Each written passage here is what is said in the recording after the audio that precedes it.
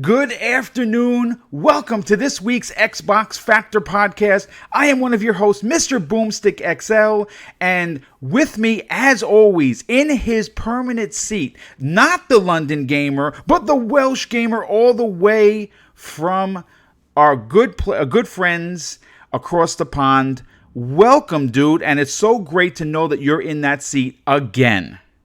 Oh, Boom, man. Honestly, last week was a breath of fresh air. All the messages from the community wishing me good graces and thumbs up for the return. It was absolutely outstanding. Really warmed my heart, and I'm just back at it, ready to hit it.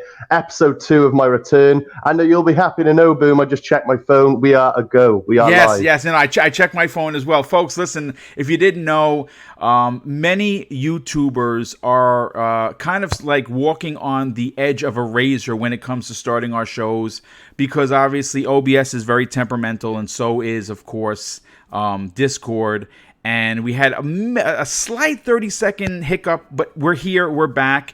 And, obviously, this is one of the best, in my opinion, Xbox shows. Why would I say that? Why would I have the balls to say that on live air? Because there are plenty of them that I currently watch, and I'll name a few of them. Of course, you have RDX, which Dealer and his gang. Great show. If you're not subscribed, head over there and do that. And, of course, you have Jez Corden, as well as Randall Thor 19 in the Xbox 2 podcast, which is another big favorite of mine. And the reason why I say that I put myself and the Welsh Gamers show up there with those two amazing shows is because you come here to hear it straight. You come here because we're positive. Now, again, we will give it to Microsoft when necessary, but when there is hope on the horizon, there's no reason to preach hate. So get ready for a 90-plus minute show of nothing but positivity and excitement for the brand. And today, we are going to open up with, listen, unless you were living under a rock, unless you were just thawed out from the ice like Captain America as in the first Avenger, the biggest news in gaming/movie history happened on Tuesday, where we got information from Deadline, where they were reporting that the sharing arrangement deal between Sony Pictures and the Marvel Cinematic Universe, aka Disney and Marvel Studios, is apparently dead due to a lot of stuff. Now, yesterday I did a live stream with quite a few people we spent almost an hour and a half talking about this deal. And here's the thing. Again, this is a gaming show, and we're really not going to go too much into the deal. What we are going to talk about is, because this deal is dead, because this deal does not look like it's going to budge anytime soon, this is where we have to talk about the Xbox brand. So you say to yourself, well, Boom, wait, what are you talking about? How does the correlation work? Very simply, we all know that Sony has a Spider-Man as an IP, as a first-party IP, right?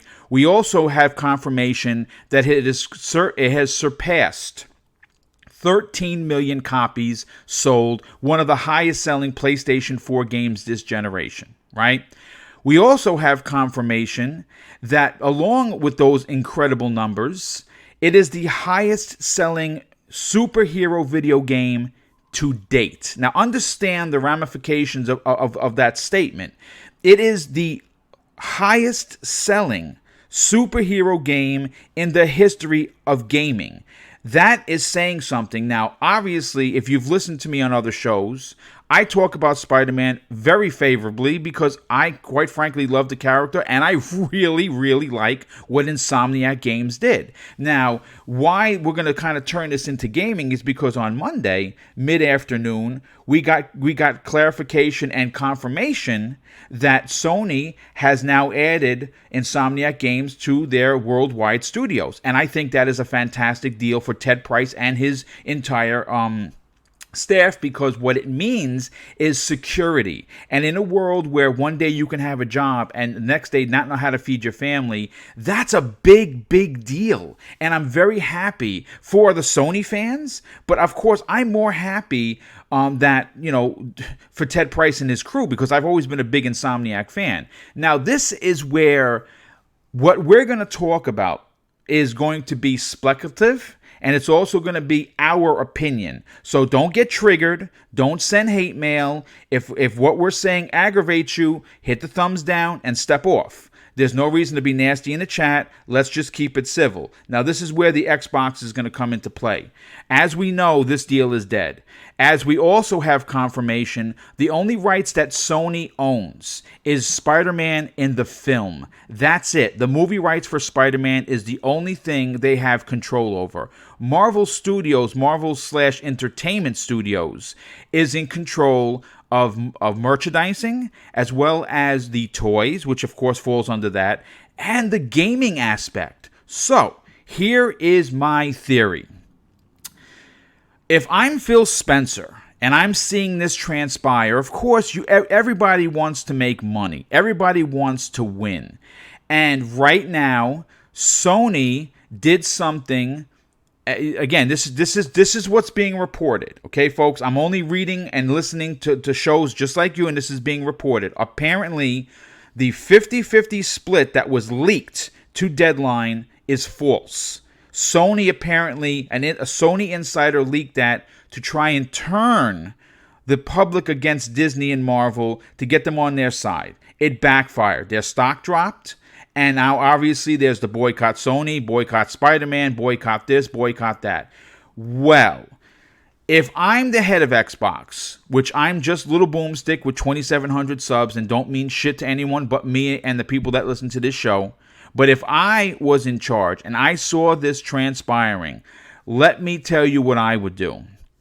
I would pick up the phone and I would call Marvel Entertainment's video game partners, or even try to get in touch with Kevin Feige personally. And I would say, listen, we are willing to sign an exclusive 10-year, X amount of games, exclusive deal with Marvel. We will pick up all of the publishing costs. We will develop the game. You will get X amount profits. You'll license us the characters to use, and you don't have to lift a finger.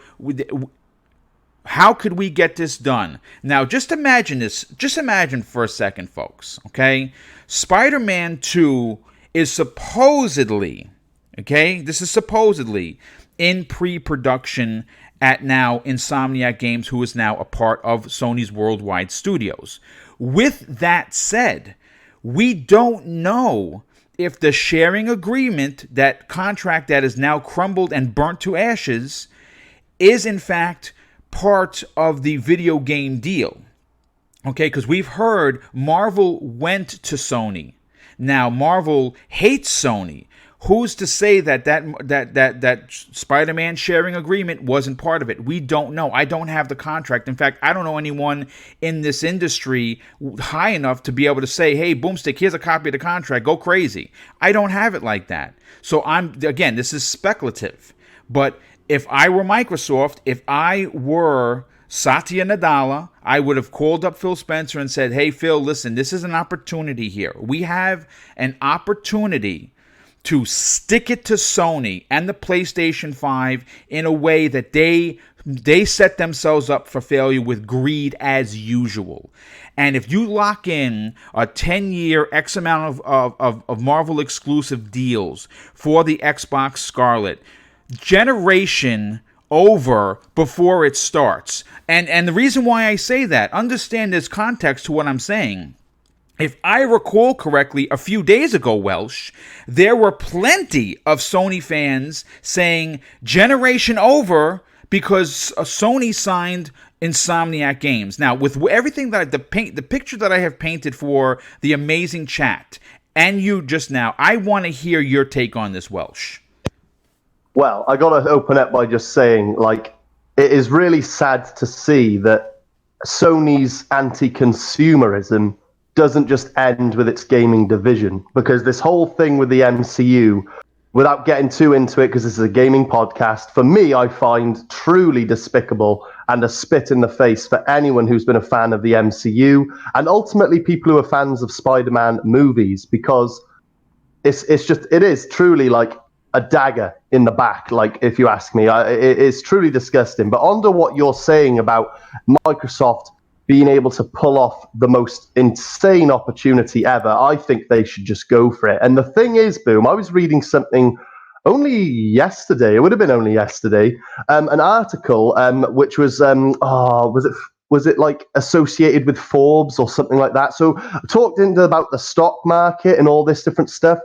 The only thing stopping Marvel as a company, and Disney obviously, buying out Sony is the fact that it goes against some business legislations with regards to monopolizing one company. Yes, that is correct. That is correct. Yeah, Yes. because Disney owns so many. They've taken Fox now. They've got Universal, all the characters with Universal. So if they just went, do you know what, Sony, you ain't getting away with this bullshit. We're going to buy you outright so we can have Spider-Man either way.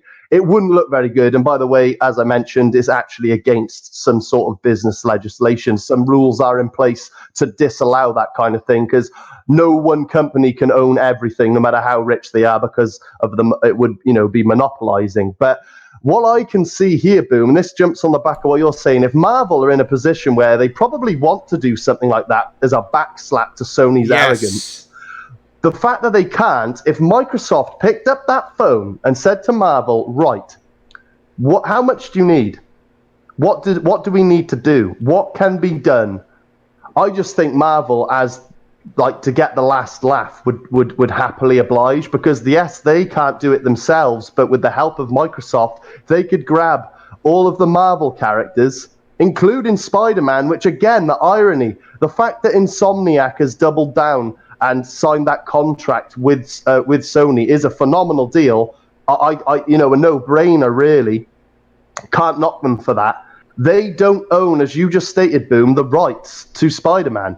They don't own it. They don't own Spider-Man. Spider-Man as a gaming entity is still owned by Marvel. So what's to say Microsoft can't put that checkbook out and be like, right, we want as many Marvel properties you can put into gaming form, and here's the check. How many zeros do you want? Including Spider-Man. Like, imagine after everything, and this is down to Sony's arrogance and stupidity with what's transpired. Imagine after the Insomniac deal, after all of that, due to the success of Spider-Man being the final push Insomniac needed to go from independent to now exclusive, they lost Spider-Man as an exclusive. All due to Sony's arrogance. It's just desserts, Boom, and I honestly do think that Microsoft should definitely get Marvel on the end of that phone and try and make something happen. Even if we don't ever see Spider-Man on the Xbox, there's so much more out there than just Spider-Man. And if they did pull something like this, then maybe, just maybe, on the other side of life, it might make Sony re-evaluate their options and be like, oh shit, this decision we made to pull Spider-Man from the MCU has done nothing but cause us a tidal wave of fuckery. Yeah.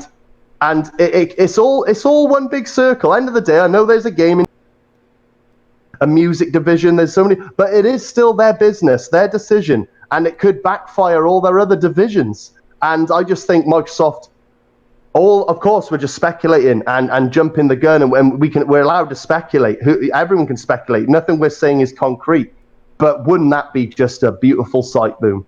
Well, listen, let's rewind time for a second, because I see people in the chat. Now, this is when it comes to fandom, people get emotional. And listen, I'm not going to tell you you're wrong. You're allowed to think however you want.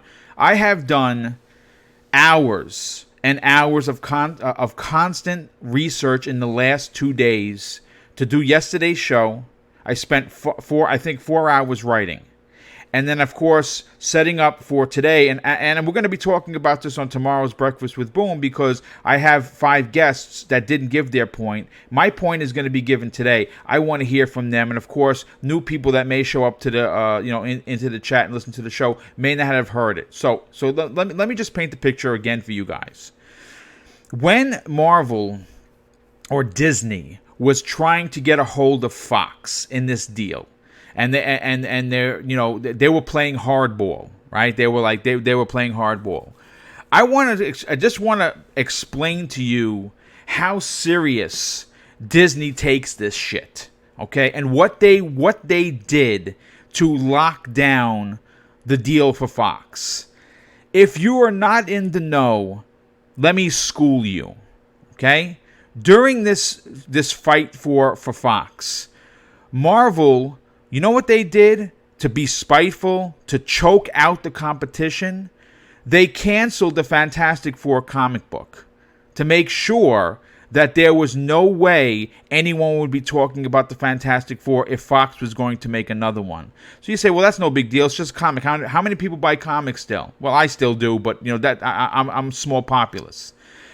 Then they followed suit with canceling the entire toy run of all X-Men characters and all Fantastic Four characters, meaning that because they hold the rights to all the distribution when it comes to the toys and the games and all of that stuff, they crushed the market. There were no Fantastic Four toys being made. There were no X-Men toys being made. The only marketing for those said franchises were being done by Fox themselves. So if someone in this chat or someone eventually is going to, message me privately or hit me up on Twitter and suggest that, oh, no, Boom, the deal, the Spider-Man deal made a lot of money for Sony and Marvel wants money, I'm here to tell you, you are sadly mistaken, because this would be, again, if there was only one video game company making consoles and games, I might say you're right. But Microsoft is looking to snatch up the number one position once again. And just imagine for a second that Phil Spencer gets up there, or Satya Nadella gets up there with the head of Disney and says, yes, they sit down to an interview 6 months from now. And it's Satya Nadella and it's whoever the head of Disney is, which I'm not even sure who it is, to be honest. They sit down and yes, we're here to announce a historic sharing agreement that didn't work with Sony, is now going to work with Microsoft. X games for X years, and Microsoft has full range of any character they want to make a game on. Now, who's going to make the game? I don't know, but we're not that far into the deal. I'm just saying that, yes, sign an exclusive deal with Xbox. What that does, it's a double-edged sword, people, okay?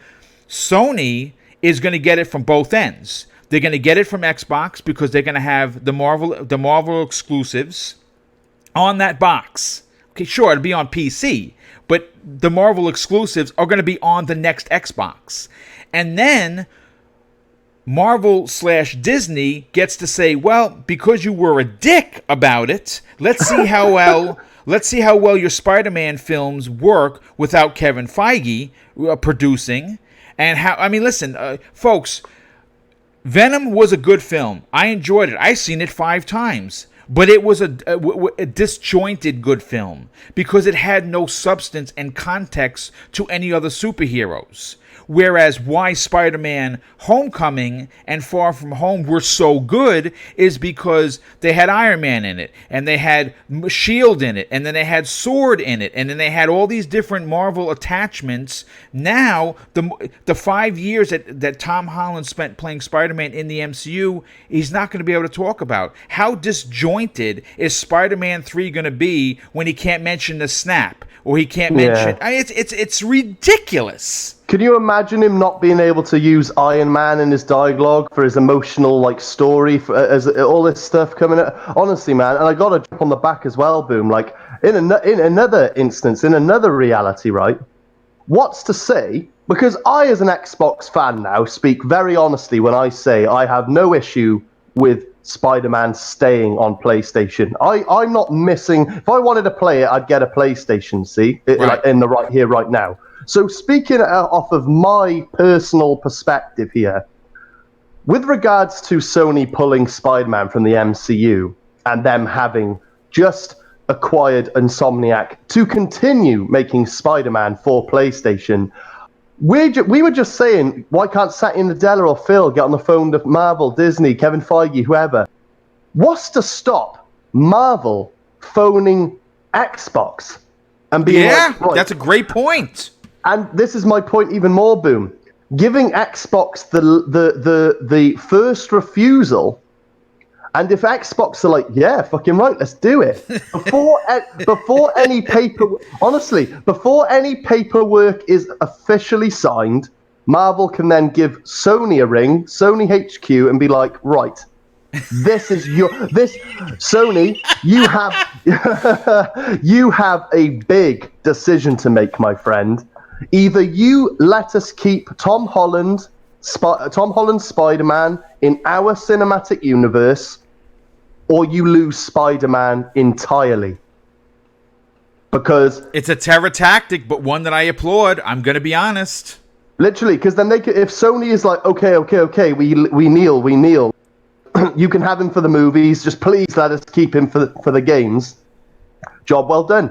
They can still reach out to Xbox and be like, right, we've made a now exclusive deal with Sony. They can keep Spider-Man on their system of choice, their PlayStation. But Xbox, here you go. Let me just scribble out Spider-Man, but you still have every possible character you want to choose from for any future game. So everyone's a winner. Marvel gets their, let's be honest, one of their primary characters back in their cinematic universe. PlayStation and PlayStation fans get to keep their beloved exclusive Marvel character. Xbox could have potentially Blade and Deadpool and God knows what other characters in future titles. Everyone takes a piece of the pie. Everyone's got a big grin on their face, and ultimately everyone's a winner. I just think if I was in Marvel's shoes, if I was the big bad boss of Marvel, that would be my play. I would be ringing up Xbox, securing let's just say a mock draft of a contract. And if Xbox take the bait and they're like, yep, let's do it, before any official signings from both Xbox or Microsoft and or Marvel, I would then be getting Sony on the phone and be like, right, I have pen next to paper here, Sony. If you fuck with me, I will fuck you up. Well, listen, it is what it is. First of all, I have to thank everybody in the chat. It's Bob Iger, which I don't understand how I could forget that, because I read that dude's name about 17 times in all the articles. What a boo. But anyway, I have to thank everybody for the information. Also, Sin Vendetta with the outstanding $2 super chat. And he says, head of Disney, CEO Bob Iger. So thank you, Sin Vendetta. I appreciate that very, very much. But look, this is, as an Xbox fan, right, there have been certain opportunities that I cringe 10 years, 15 years later that Microsoft did not jump on. And the one thorn that's always going to be in my side as an Xbox fan, and I think everybody in the chat will agree with this, and I think you'll agree with this, is the fact that when BioWare was independent, Microsoft should have made them a first party.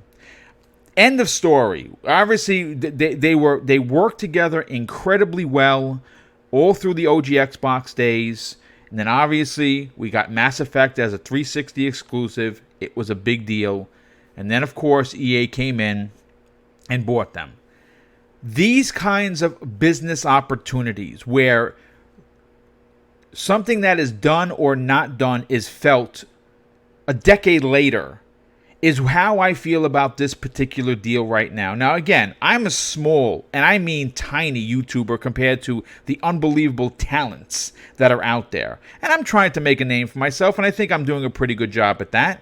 But I don't know if anyone is ever going to hear what I have to say. And I don't have a marketing degree by any stretch of the truth, but I also ran my own FuncoLand way back in the days. I was a manager, big deal, right? But I understood business. And I'm going to tell you this. This is one of those opportunities, folks, where we're going into the next generation. We're 16 months removed from a new hardware console launch for both the PlayStation 5 and the Scarlet. And right now, we know that Sony won this generation, and the momentum going into next generation right now as it stands is a mammoth coming down the road. Okay, they're knocking it. They have both sides of the road taken up because of strong first party, because of strong public opinion for love of the console, and the fact that they can keep touting they broke 100 million consoles. It's a big deal, folks. Now, Microsoft, they've, since 2017, we all are under. We've said it before. We all are under the impressions and understandings, Welsh, that Phil Spencer, when he got promoted in late 2017, has turned the ship around. Now, it has been slow, but he has turned the ship around, and we're not going to go into that. But now that he's the head guy, now that he is looking at this transpire, everybody is watching this, man. This is like a prize fight that everyone in the world is watching. This is Buster Douglas versus Iron Mike. That's a great analogy, Boom. That is a great analogy. Thank you, sir. This is what everyone is watching. And that includes everyone. People like myself who are retired to people that are still working, making 8 figures. Everyone is watching this transpire. And Microsoft, they have to think about this for a second. They have to say, well, wait a second now. Again, the ramifications of this disastrous deal from the arrogance that Sony has depicted time and time and time again throughout the years, going back not just to video games, but in the movies. This is a golden opportunity for the heads of Microsoft to say, if we could lock an exclusive down. Now think about this just for a second. The initiative is building a big open world RPG, supposedly, right? But the people that they've hired, 3 that I can't recall their names, and I'm sure somebody in the chat will figure this out, have been from Insomniac, who helped develop Spider-Man. Could you imagine the gut punch, the kick to the crotch that this would be for Sony and their entire fan base if the next Spider-Man was being made by the initiative as an exclusive to the Scarlet? Are you effing freaking kidding me? This is news that is genre defining. And again, this is all speculative. I want that to be completely clear. But I am saying that this is an opportunity, and if you disagree with me, please hit me up in a DM. Let's talk. Tell me why you disagree. Say it in the chat. Say, boom, I think you're completely out of your mind. Here's why. And I will read it live on the air. I have no problem with that. But Welsh, as from a business person's perspective, and what I'm talking about right now, wow, what a momentum turn that would be. I got 2 things to say for you, Boom. Yes. One, nothing we have said is outside the realm of possibility. It's not like we're saying, maybe Sony should fire ballistics in the air and wage war in the middle of a field with swords, shields, and cutlasses. No, because that would never happen. What we're saying is, and looking into the ramifications as well as the business legislations and the limits to what one business can do over the other, as well as Marvel being a monopoly if they did buy out Sony, all these different things. We've assessed the pros and cons and pointed out what would and would not work, and everything we have said, including everything you just said, is not. I repeat, I don't care. Everyone listening, believe me when I tell you, it is not outside the realm of possibility. That is all I can say on that, Boom. And yes, what a momentum shift that would be. And frankly, I think Sony as a company now, not just Sony's gaming division, Sony needs that wake-up call. And the second thing I'm going to say, Boom, is we have got so many incredible topics. I am happy to stay as long as it takes to get through them all. I just wanted to put that out there now. I don't know if you've got any, but I just wanted to get that out there now. We can definitely do a 2-hour Xbox Factor podcast. That is not a problem because we have loaded topics. Look. Let me just say this: we are 30 minutes into the show, and we probably could easily talk another 30 minutes. But I want to end this particular unbelievable start to the chat. If you think that Microsoft not should, but needs to be aggressive in a way where they're phoning into Marvel saying, listen, we're sorry what's going on with Sony, but we're here. We have deep pockets. Let's make a deal. You know, put a 1 in the chat and put a 2 in the chat if you think that, no, this is not, they're not going to do it. Because I think it's an automatic 1 times 10. I think that if, again, momentum shifts make and break a console generation. We saw that for ourselves live on stage at E3 2013. Microsoft has been drowning in it since. And the start of the next generation is 16 months away. We could easily... Now, you're not going to get a Spider-Man 2 when the Xbox Scarlet launches. No.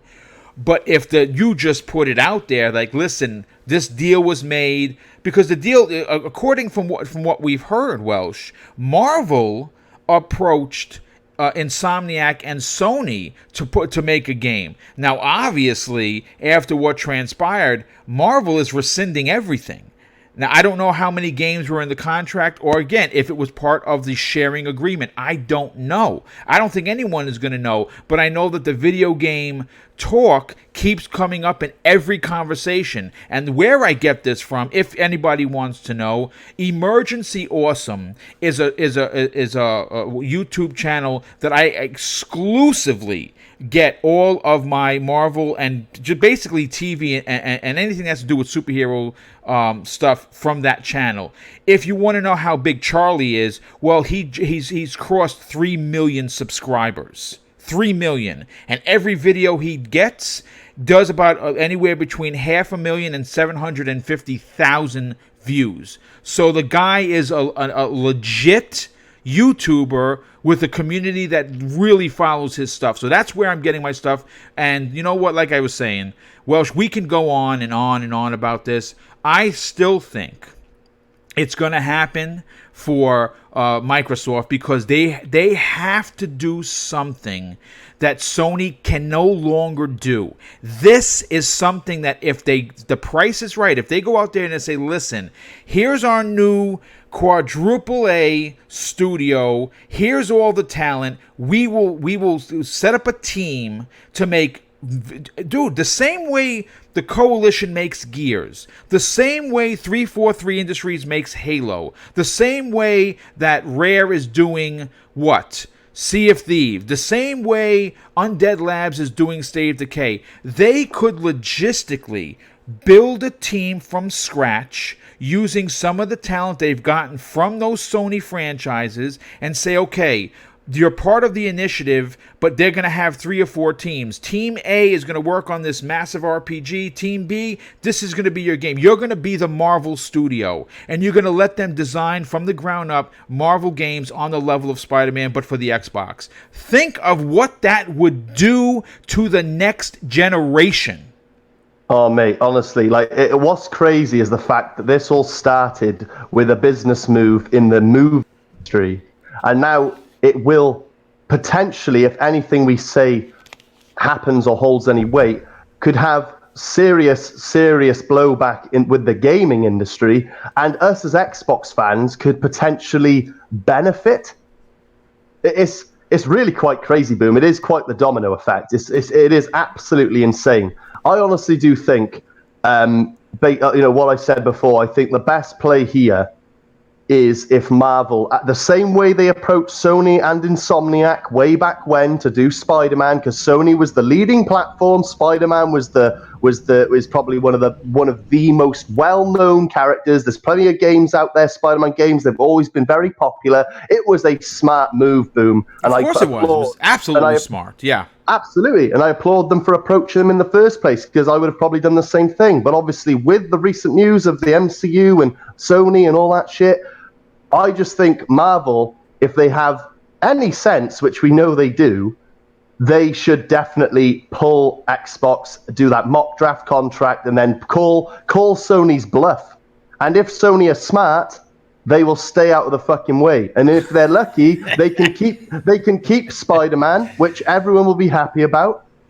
And for console now, like they can keep Spider-Man for systems, for games, and Marvel can then continue business as usual with their continuing cinematic universe with Spider-Man involved. And who knows, like we've been speculating, Xbox might benefit from this sort of deal with potential like a Fantastic Four game or an X-Men game or God knows what. God, it's anyone's guess. Everything we're saying is speculation, but nothing we're saying is outside the realm of possibility. I've seen our person in the chat going, this would never happen, this would never happen. I urge you to elaborate a bit. Why wouldn't it ever happen? Because this is business at the end of the day. It is business. And where there's money, dreams can be made. And as long as one company isn't hypothetically, if Marvel just went, boom, we're going to buy Sony out just so we can have Spider-Man in the MCU, that would never happen. That just would never happen. I mean, listen, again... There's a lot of loopholes. There's a lot of things that they can do. There's a lot of ways around this so everyone can win a bit. And like I said, I'll say it one last time and then I'll let you end, Boom. Nothing we've said is outside the realm of possibility. Yes, and I just want to add to your amazing statement. Like I said earlier, look what they did to lock Fox, to basically pigeonhole them into a corner. They killed off the Fantastic Four comic and stopped production on all X-Men and Fantastic Four toys. You don't think for a second they would pull the Spider-Man away from Sony? The deal just imploded. And again, we don't know if the sharing arrangements... The video game part was a part of the sharing arrangement. We don't know that. So they could literally just be like, okay, Sony. Like, it might not even reach Xbox's ears. Marvel could literally be like, right, well, you do realize we own Spider-Man outside of the movie universe. If you want to take Spider-Man out of our movies, we'll take Spider-Man out of your gaming platform. Yes. There you have it. Yeah, simple. They call it tit for tat or petty, but if Marvel wanted to do it, they could. And once again, that is not outside the realm of possibility neither. No, absolutely. Now, real quick, before we move on to the next topic, I have to thank Sin Vendetta with the additional outstanding and very generous $5 super chat. He says, whatever the initiative makes, I want it to be a brand new AAA IP. Yes, and you are going to get that. From what we understand, it is an open world RPG. What that means...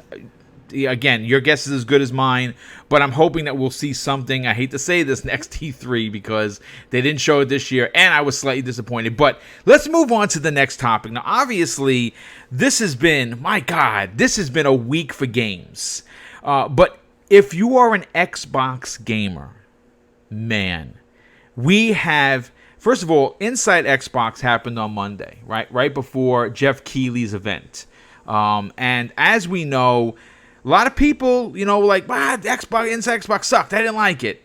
They only showed off a shit ton of games, folks. And we're going to break it down. First of all, I want to open up with what's coming to Game Pass. Now, Game Pass is a big deal for me personally because even though I unfortunately have the moniker of I buy everything, I really don't anymore because, like I said, it's when you're on a pension, you're limited to how crazy you can get.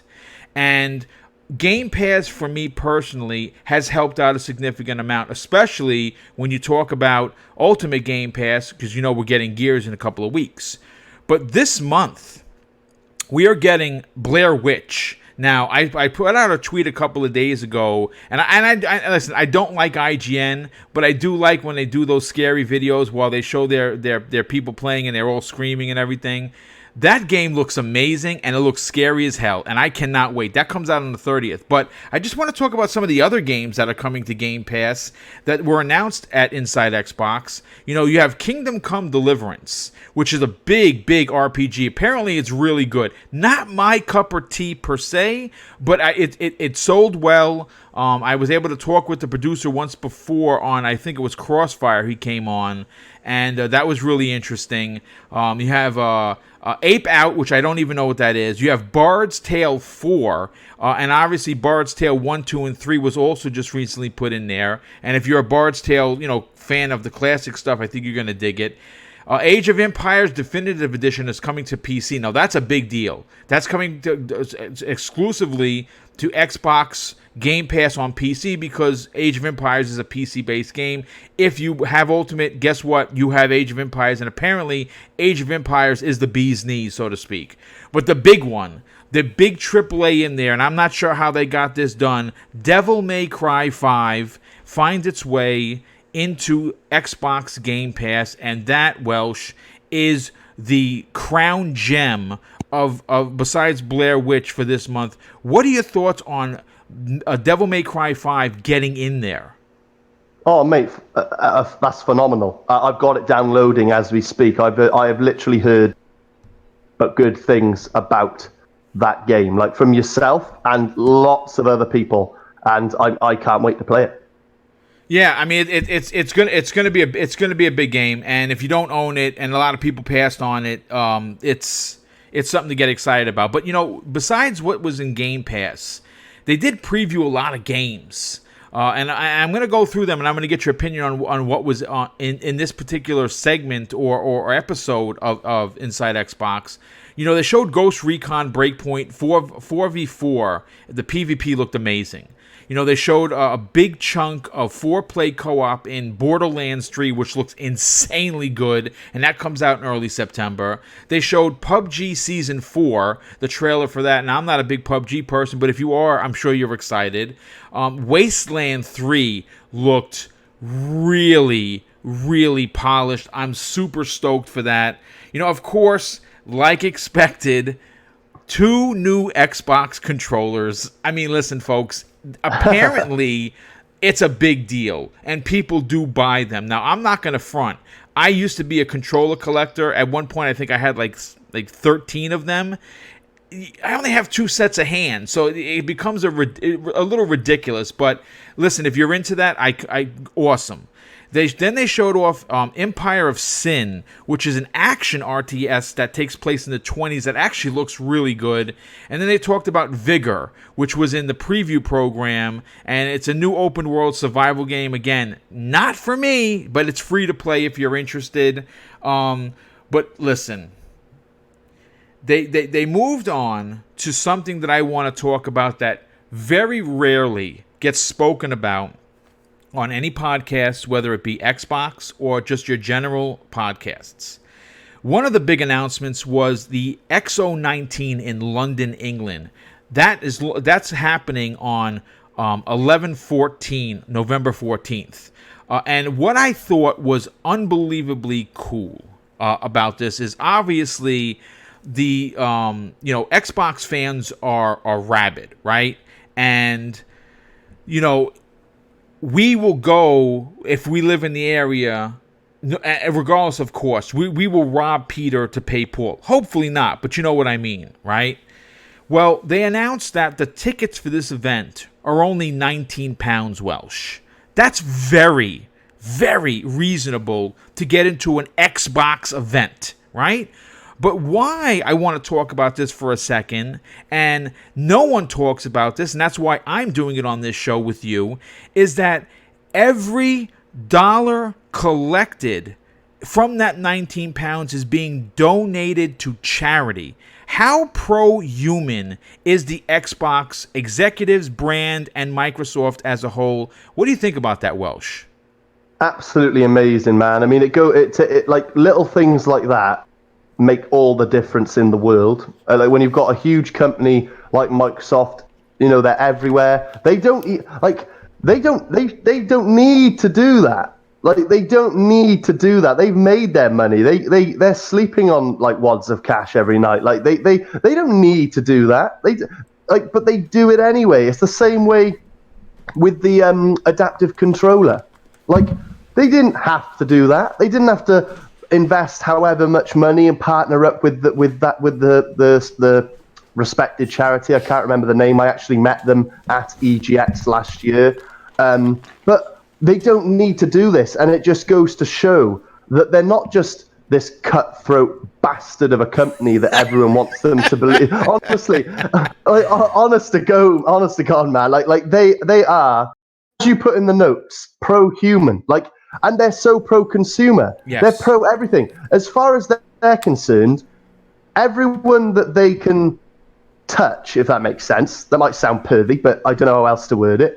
But everyone that they can, like, reach out to and help, they'll put 110% effort in. And this XO in London's going to be a big deal. And the fact that it's only £19 entry has really upped the chances of me going, as it's only like a 2-hour train away from where I live. So I'm very much tempted to go for the low price of £19 entry. And what great feeling to pay that £19, knowing that me and the guy next to me who pays that money is just going to go into a charity. And it's just incredible. I can't give them kudos enough for this kind of stuff, Boom, because it goes a long way. And I'm not trying to be that petty guy. You can call me an Xbox fanboy and a PlayStation hater or whatever, but I could not imagine Sony doing a similar. I couldn't imagine Sony doing that. I could not imagine Sony at a PSX or something charging only $20 or £20 for entry and stating every penny is going to go to this or this charity. I could not possibly imagine that happening, which puts more stock in how just incredible Xbox is. And again, I mentioned the adaptive controller. I'll never forget that. I've spoke on this show live on the air. We're going to be talking about the adaptive controller and some controversy that happened on the Basement Radio Arcade, where I got involved along with the lovely Luca. But we're going to talk about that in a second, because that I'm still fucking.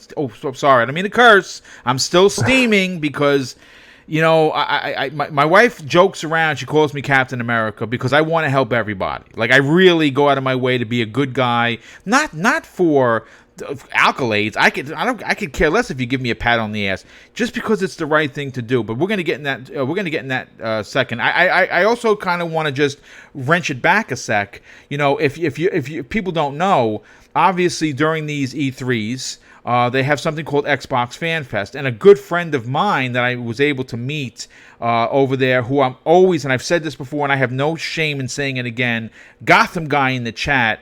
Who is an amazing channel supporter, but he's also an amazing human being, because he allowed me to be his +1 to go into Xbox Fan Fest. And again, it's my first E3, it's my first Fan Fest. It was something that I don't think I'm ever going to forget, right?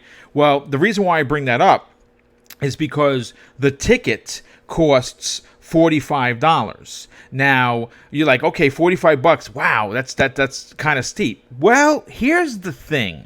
The $45 gets you into the Xbox showcase, right? The conference. But then you come into FanFest, and FanFest is unlike anything you could ever experience. The fact that I was able to shake the hands of Bonnie Ross, Rod Ferguson, Aaron Greenberg, and a ton of other executives. The only one I didn't get a chance to meet, which I was devastated, because I was on the line doing something else, was Phil Spencer. Like, I really wanted a picture with Phil. I didn't get it. I'm hoping to go back next year. But the reason why I bring this up is, think about this for a second. The goodie bags that you get at FanFest are priced at, they got to be $250 worth of stuff in that bag that you get. I mean, I got a free pair of Rig 800 XLs. They're headphones, which they're primed and ready to go for Blair Witch. Those are $100 themselves. Then you get gift cards. I got 18 months of Xbox Live. I got a $10 gift card to Xbox Live. I mean, I got Kingdom Come Deliverance. I got a ton of stuff, and that was because of that $45. So here's where it gets unbelievable. Microsoft donates that every penny of that $45 to charity, and eats the cost of each one of these goodie bags for the 2,000, 3,000 plus people that are attending this. I mean, look at that kind of pro-human tactics. No one does that, Welsh. No, man. Like, again, I didn't even know that until right now, but that just cements what I'm saying. Like, Microsoft, considering they're like up there as one of, if not in the, they're at least in the top 5 most profitable businesses in the world. They don't need to do any of this shit. They don't have to do it at all, but they do it anyway. And I know you get the odd asshole who'll be like, yeah, but they can afford to do it, so it doesn't really matter. But that does matter. It matters to me. Like, And I always reference the adaptive controller because, like I said live on the air, how much it touched home with me because I had a sister who was disabled and I have a son who's disabled, and it would just be amazing that if he ever did get into gaming, he could play that. And that's all because of Microsoft. That's all because they went out of their way to make it possible for anyone. And then with charities, like, think about how many people attend these things, Boom. That $20 or £20 in this case, because it's in London, so sterling money, it's not just £20. Like, I don't know how many thousands of people are going to be attending, right? I don't know the exact figure, but do the math, Boom. That is a lot of money. That can make a significant difference, and they did not have to do that. They're not profiting from that decision. They're doing that out of the goodness of their hearts. And I mean, you can call them a bastard business or whatever, but like they get the thumb of approval from me, and I just think it's outstanding. When you tell me about that goodie bag costing, everything in that goodie bag had over $200 worth of stuff, and all they charged you was $40 entry, and that every penny of that $40 went to another charity. How does that not make you smile? Exactly. Yes. Exactly. It's just outstanding, Boom. What more can you say, really? Well, listen, what I have to do real quick, Errol Channer, who donated $3 in the Super Chat. Dude, thank you so much. He is always donating, and he is also always in the chat. Errol, I really appreciate that. And Star Hunter 29 with the outstanding $2 Super Chat. And he says, best damn show, Boom. Well, listen, dude, I really appreciate that. And, of course, I appreciate the generosity as a whole from this community. It's been nothing short of unbelievably breathtaking and extremely humbling. But I want to continue with what was shown off. Greedfall should be on everyone's radar. If, of course, you are a Mass Effect fan, because and again, Greedfall is in medieval times with monsters, but it mimics Mass Effect in a way that watching the trailer gave me goosebumps of excitement. And I cannot wait to get my hands on this game. It is basically Mass Effect in medieval times with monsters and magic. So if you like those, if you like your peanut butter and my chocolate, and you mix it together and you get the cup, I think that's what you're going to get with this. Also, in a shocking turn of events, well, the next Destiny DLC for Destiny 2, it was shown off on the stage, and it was shown off in a big way. Deej from Bungie was there, and it appears that Microsoft has the marketing deal on the next Destiny expansion. Welsh, that is a big deal. I mean, yes. I mean, I can openly say I'm not really that into Destiny, but I know it has a cult following, and it's a very big hit. And for Xbox to swoop in and take that opportunity, like they saw an opportunity and they've taken it. Because with Bungie pulled out and all that stuff. I can't remember the exact. Like, I'm probably blabbering, but that is an incredible move. Like that's what I'd like to see more of that from Xbox, to be honest. Like, when an opportunity opens up, when that door opens, you don't know how long it's going to be open for. It could be closed a minute later. Just jump on these things because it'll only benefit you. And I'm sure Destiny fans are psyched as well. Yeah, no, absolutely. And real quick, I have to make an announcement. New channel member, the sheriff himself, who takes no shit, Lethal Papa. Thank you so much, dude. He is an amazing community member, as well as someone that moderates this chat and will ban you if you get out of line. So thank you so much for the channel membership, and also for your service and helping this show be the most positive and coolest place to come and talk video games. I do greatly appreciate that, Lethal Papa. But now we have to get on to the big part of the show. And you can hear the smile in my voice. I got goosebumps from top to bottom. We got a chance to see not only Horde, which looked bananas good, but we got a chance to finally see a 2-minute single-player campaign trailer, which, once again, goosebumps on top of freaking goosebumps. So let's get into Horde first.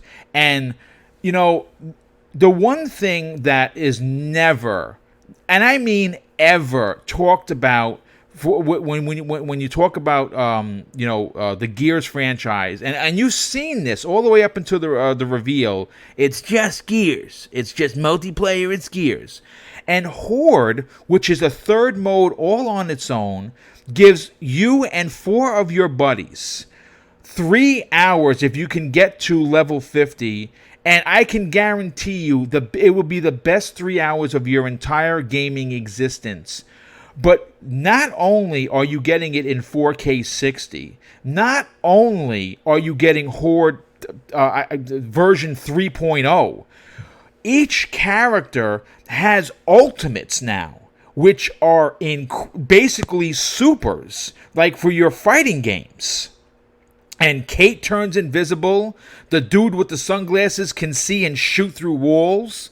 JD calls down an airstrike. And if you think that the madness stops there, nope, it certainly does not. Let's talk about the 2 characters from Halo Reach playable in Horde, and then if that wasn't enough to get you to boing in your pants, OPS by the way, okay, you're gonna get the new Terminator and Sarah Connor. Now these guest characters, see, this move by the Coalition, not only should she be looked upon as the most genius move in the history of gaming, it appears that they are following suit to our favorite gaming company on this generation, and of course I'm talking about NetherRealm Studios, with the way that they make their guest characters. Who's to effing say that you don't get a Lara Croft, you don't get a Master Chief? The list is endless now that, because Horde is separated in its own universe, its own thing that has nothing to do with the story. The guest lists could be, you could have Fulgore in there, for crying out loud, from Killer Instinct. You know what I'm saying? You could have Pikachu. You could have Pink Panther. There's no limit. There's no limit, God damn it. So I want to turn the mic over to you, because I think I've talked enough, and I may need to take a moment, if you know what I mean. So tell me, before we get into the single player, which is just ridiculously great, what were your thoughts on Horde being shown off at the biggest event in gaming in 2019?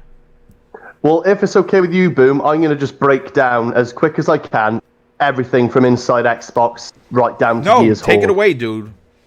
Overall, Boom, I got to be honest, I think this year's Gamescom Xbox edition, the show was exceptional. And you know my feelings on inside Xbox. I know, yeah, you're very serious about it. Yes. I've had to bite my lip a few times, but granted, the guys running the show, I applaud their enthusiasm to an extent, but they do cringe me out beyond belief. With their over-the-top acting and enthusiasm. Sometimes, Boom, just sometimes, it makes me really want to stab out my eardrums. But that aside, it was an excellent show. The standouts for me, though, Boom, obviously Gears 5, which I'll get into more detail. Blair Witch, now that looks just outstanding. Almost, if you will, Boom, the Alan Wake sequel people have screamed for in first person. It really gives me that vibe when I see the gameplay. I can't wait to play it. Next on my list, I've got DMC5 on Game Pass. The fact that I'm downloading it this week, I've heard nothing but great things. Like I said to you previously, I've heard the mechanics are really good. What an amazing deal for Xbox fans, and I'm very excited to be getting that for free on Game Pass. Another standout for me was the Ghost Recon Breakpoint 4v4 multiplayer mode. It gives me a third-person Rainbow Six Siege vibe, Boom, with the intense tactical nature in its approach, and I genuinely do believe if it is as amazing to play as the trailer they shown portrays it to be, I see big things for this particular title and this game mode. Next, I have Wasteland 3. To me, it's already sold me, Boom, because it looks a bit like a top-down Metro Exodus. Yes.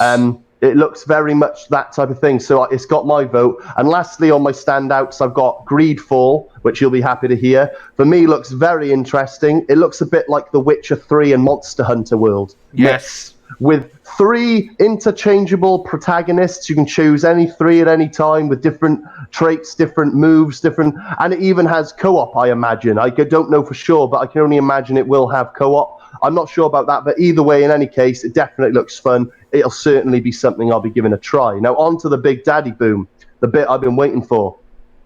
What I feel stole Gamescom 2019 in its entirety is obviously Gears 5. Gears, honestly, Boom, wow. Can I just say, wow. You've passed the mic over. You asked me what I thought of Gears and the Horde. Wow. Obviously, I'll pass it back to you once I've had my take on the Horde, and you can pass it back to me with regards to the story trailer. But in terms of the Horde, man, Horde, if it was even possible, has never looked better, in my opinion. Something I honestly never thought would ever happen, with the added ultimates, or as we're calling them, supers, unique to every playable character option, one of which is Marcus Phoenix's reliable sidekick, Jack the Robot from Gears 1, 2, and 3. I am so excited to play as Jack. And the new abilities on map, on field now.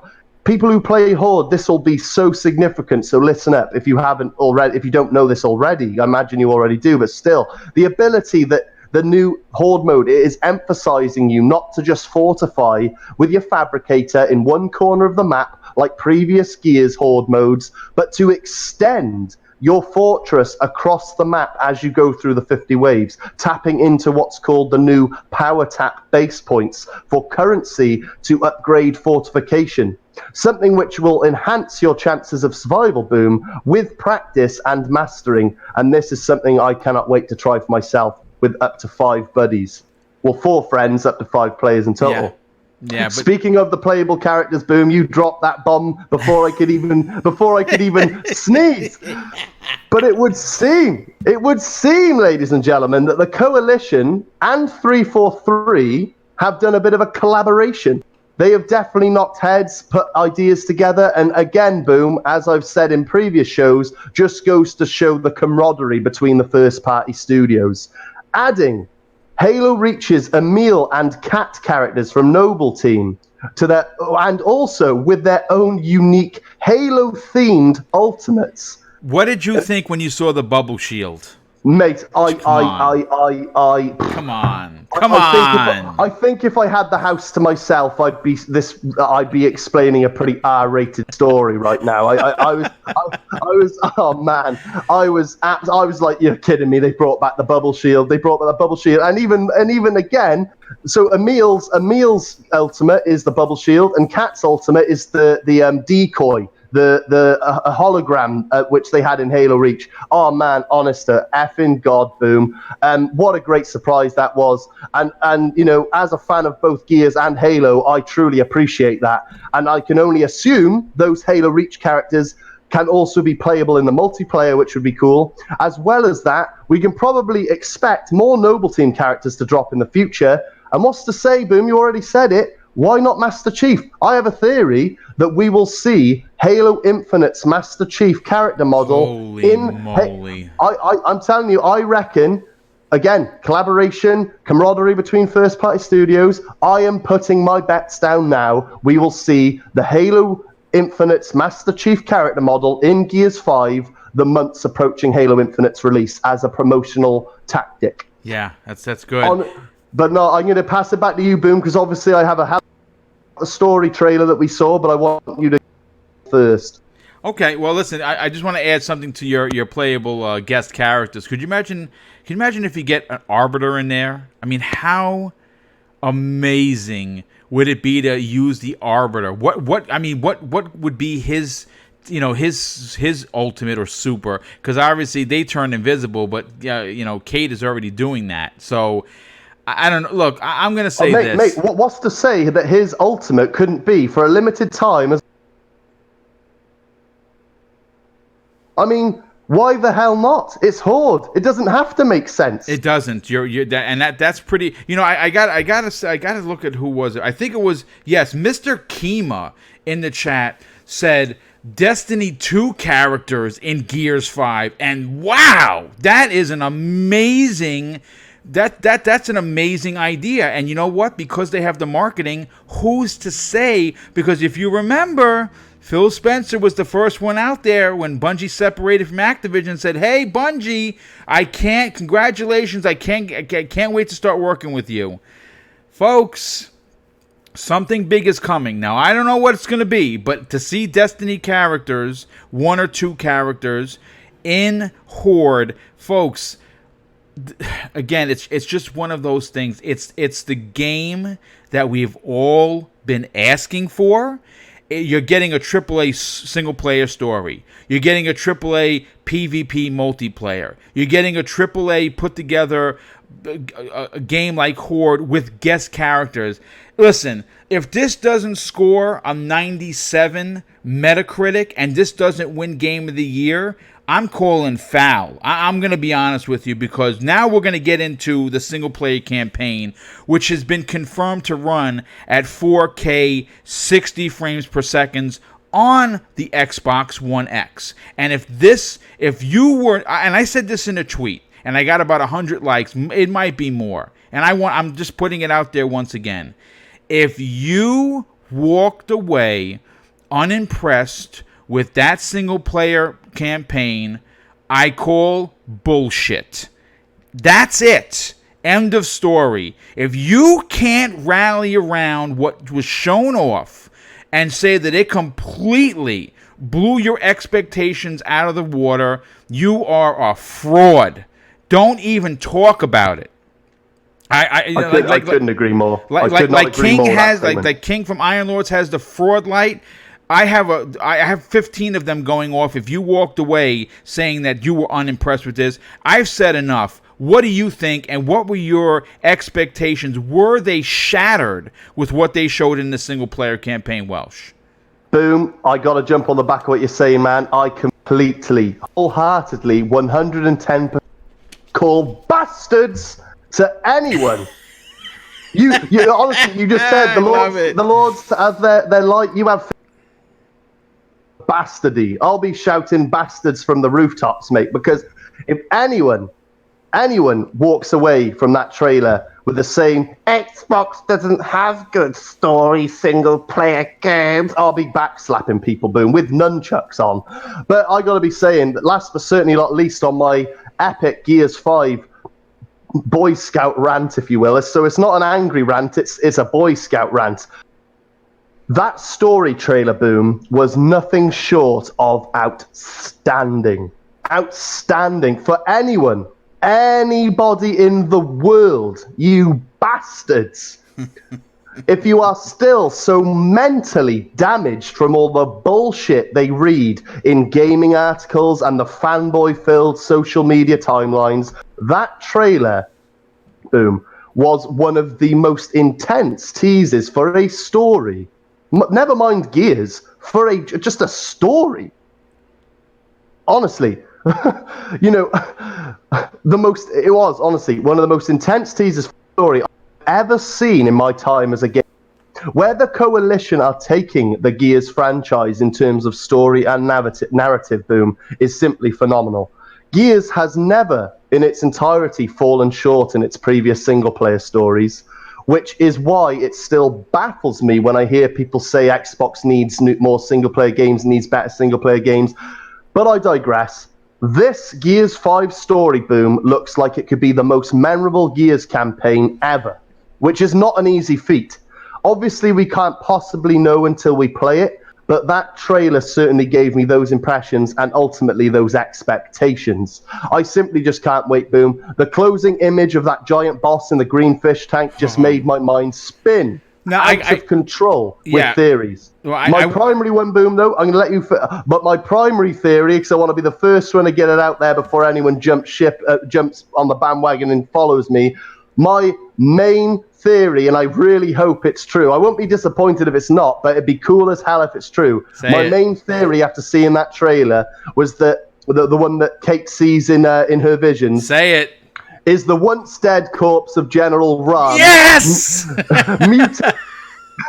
Mutated and reanimated to lead the Swarm. A General Ram 2.0, if you will. Oh my God. It's going to be insane, boom. Bring it on. Roll on September. I'm out.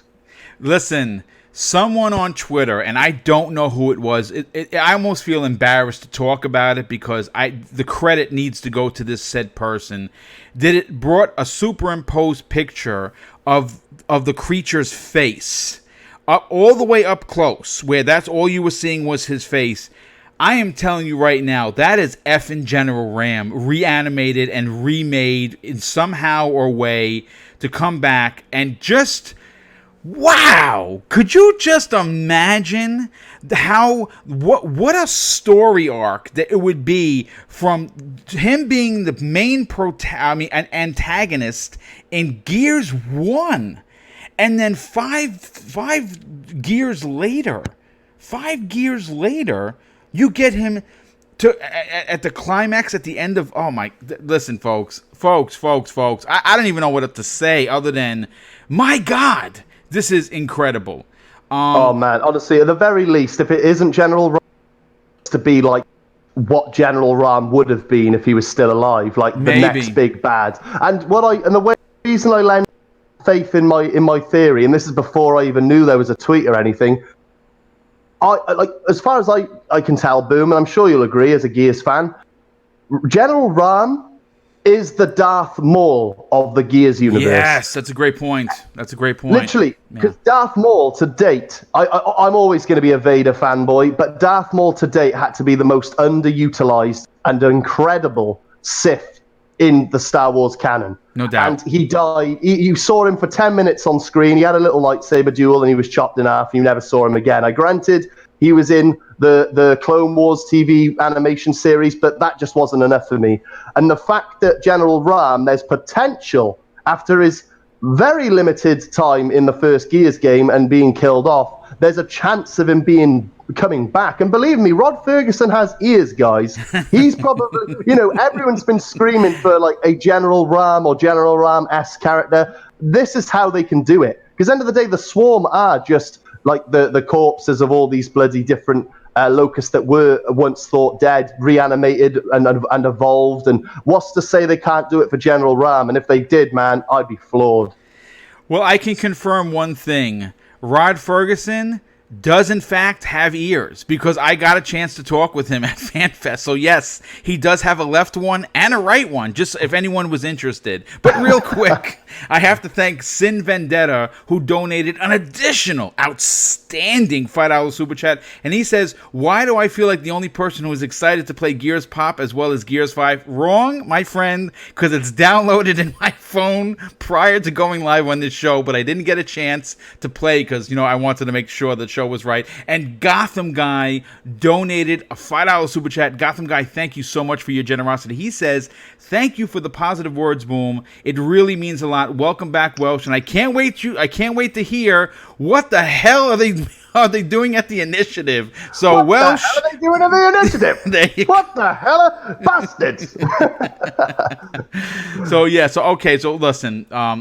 Needless to say, we're all excited about Gears. I think that everyone that is an Xbox fan has been taking it on the chin this entire generation of subpar or AA titles. And again, I'm not saying that they are.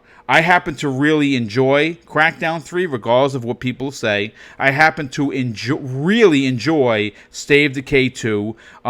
Sea of Thieves, not Boom's cup of tea, but of course I applaud what they've done for the community. And of course all the other games that we've seen, the Recourse I enjoyed, and everything that's come out, the Sunset Overdrives. But this is the game that we've been waiting an entire generation to play, and it's pretty incredible how it's being made, and the fact that if you're an Ultimate Game Pass subscriber, you're getting the Ultimate Edition.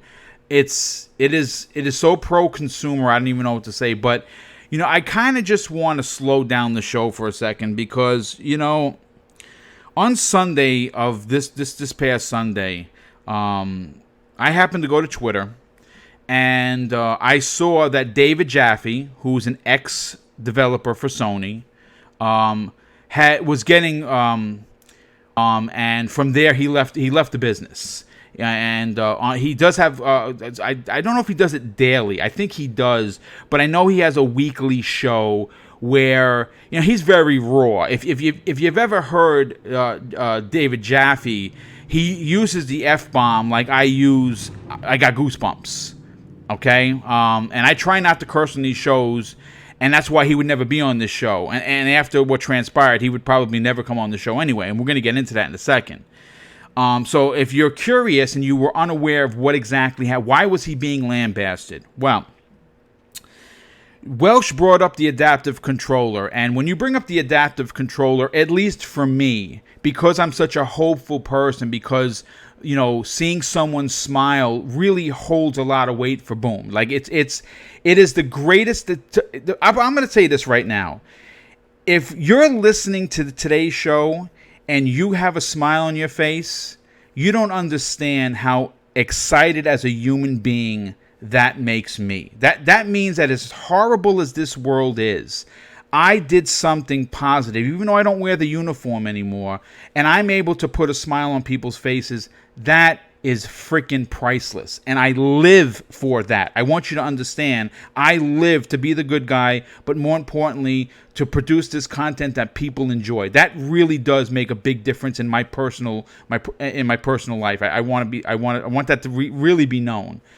So when you talk about the adaptive controller, I think personally of the kid Owen, the star of that commercial. Now, if you don't know who he was the kid that everyone rallied around, that he was able to play a game and do something, and I believe he was playing Fortnite, and because Owen is handicapped and he doesn't have, a full use of his hands, the adaptive controller has made a difference in his life.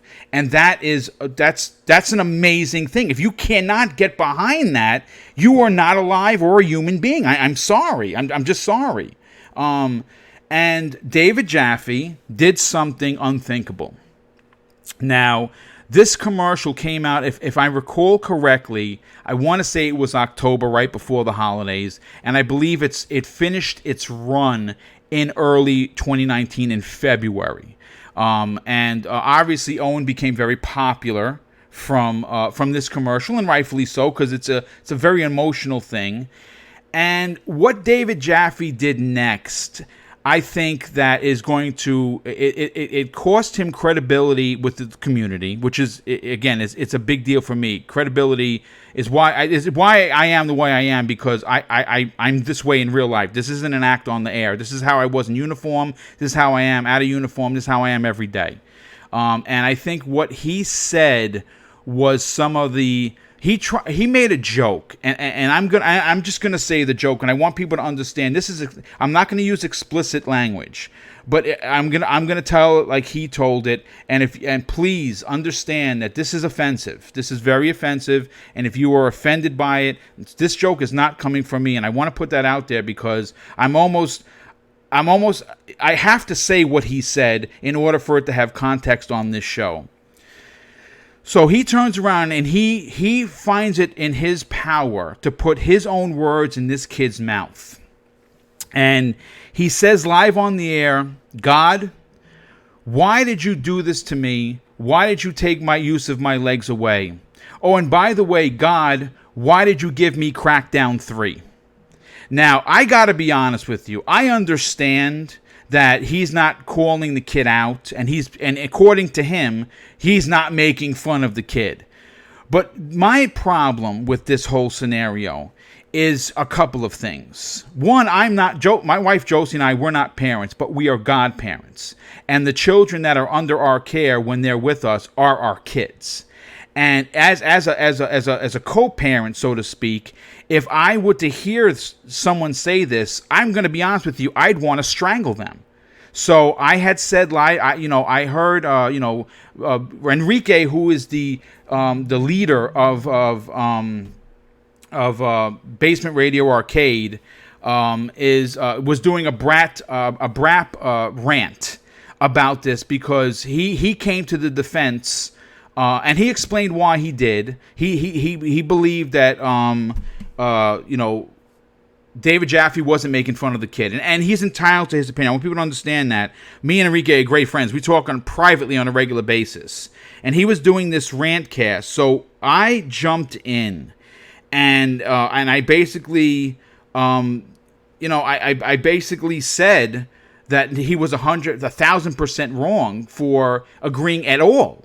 And of course, everyone's entitled to their opinion. I want people to understand that. But at the same time, I said my piece, and what I didn't know is that David Jaffe jumped live on the air, and he wanted me to explain to him why I felt it was he said live on the air, Welsh, you need to explain to me why you're offended, because now I'm offended, in trying to turn it around.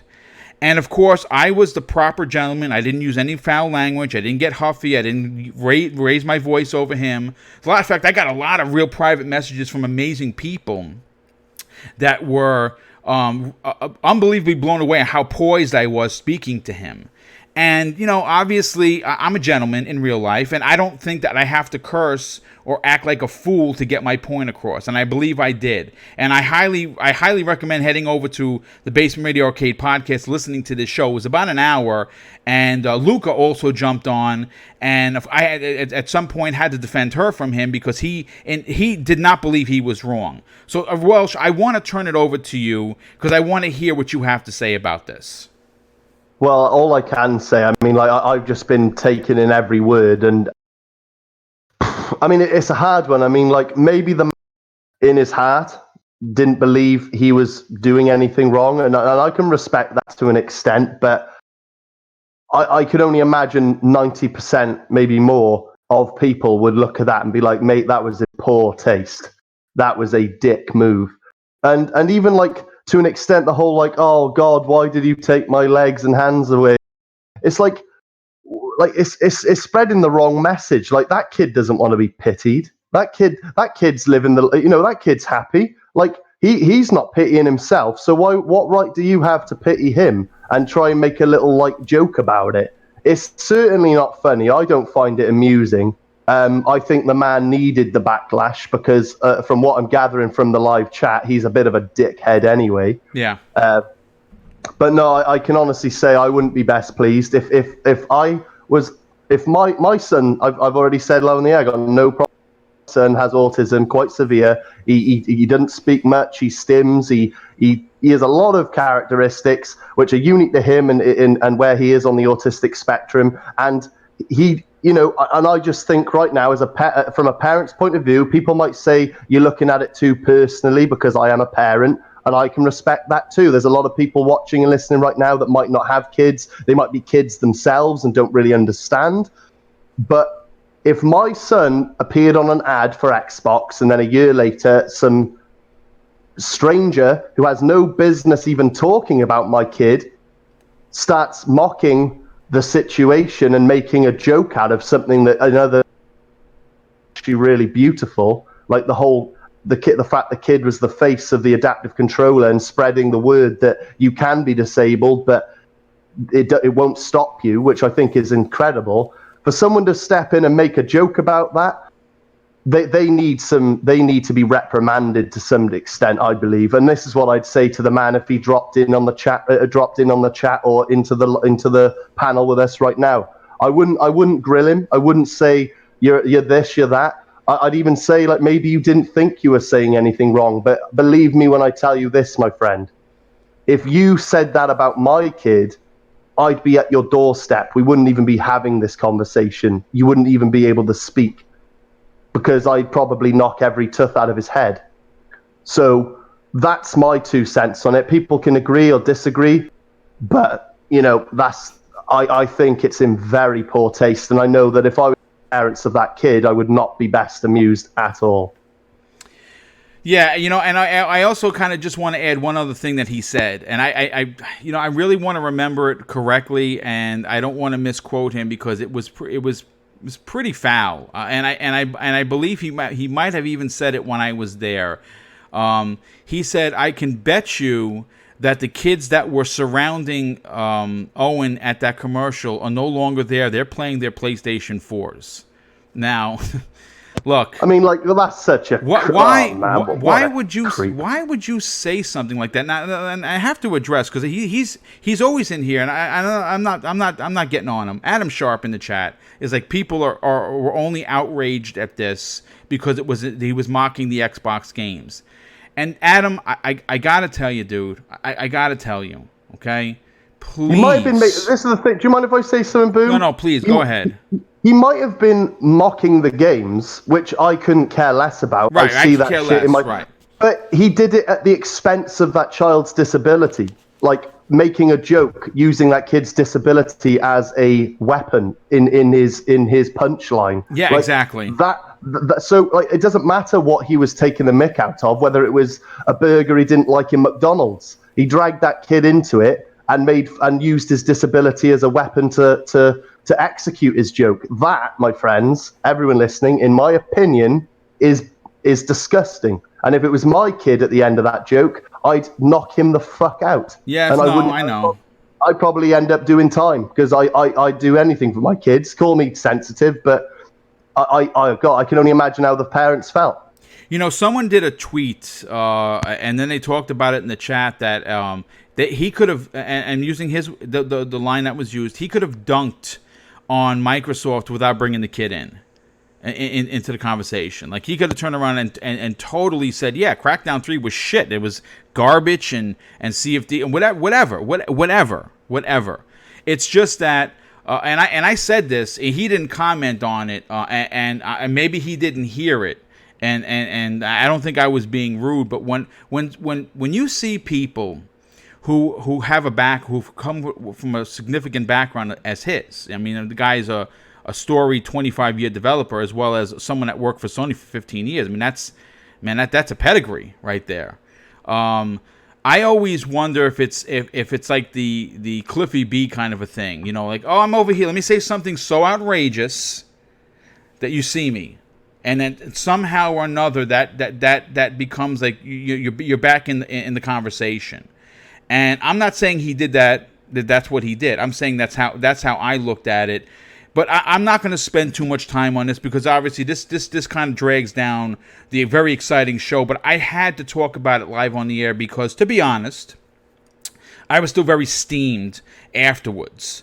And as you can tell by the F-bomb that I dropped live on the show, which I really don't like doing, I'm still emotionally charged up over it. And again, I'm not in my feels, folks, because it's the Xbox. I don't give a shit. Understand, humanity comes before plastic. And if you don't think like that, you really have to reevaluate life. Okay, and I'm saying that, and I'm not picking on anybody in particular. I'm saying that if you think that I'm all bent out of shape because of a piece of plastic being insulted, you obviously don't know me as a very, very transparent YouTube personality. I'm very, very open and as clear as glass on what makes Boom tick. There's no surprises here. And again, don't try to spin this in defense of, oh, it's the console war. The console war has nothing to do with it. Crackdown, regardless of whether it's a failure or a success, is completely irrelevant. It's him putting on his God complex live for everyone to hear and putting words into this kid's mouth. He had no right to do that. That is the tragedy. That is the injustice. So, I mean, anything you'd like to add before we move on? I just want it to be abundantly clear because we've had the odd chat saying our Xbox are triggered and shit like that. I'll say this loud and proud. It wouldn't matter if the man was taking the mick out of a PlayStation game, taking the mick out of a Nintendo game. That's really not the point here. It's the fact he done it at that kid's expense, and that is what I disagree with. But that's all I can say. Okay, well, listen, again, folks, we're about gaming. I just thought it would be a good 10-minute discussion on something I thought was wrong. I don't like wrong in the world. Maybe I'm a fool. That's fine. I'll be a fool, but I'm always going to have those Captain America traits. And maybe I'm not going to save the world from a nuke going off, but I can do it. I can still put a smile on people's faces, one listener at a time. And you know what? I'm still doing something. But I want to move on to the next topic that I pulled from the pages of Gaming Bolt, and they asked a very loaded question, Welsh. What can Microsoft do to ensure a smooth launch for the Xbox Scarlet? And here is exactly what the author of the article had to say, Drew. This article isn't about how Microsoft can come out on top next generation, because in my opinion, they cannot. In fact, I feel like Sony and PlayStation will perform better than Xbox regardless. Much like what happened with the 360, the best-selling Xbox console, and the PS3, the poorest performing PlayStation console of the four, where the former still outsold by the latter at the end of the generation.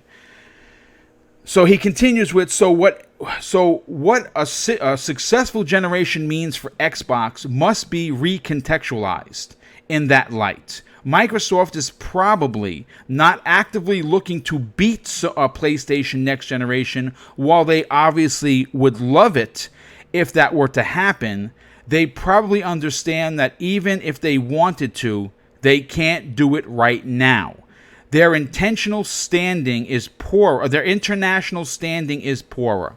Their exclusive lineups are poorer.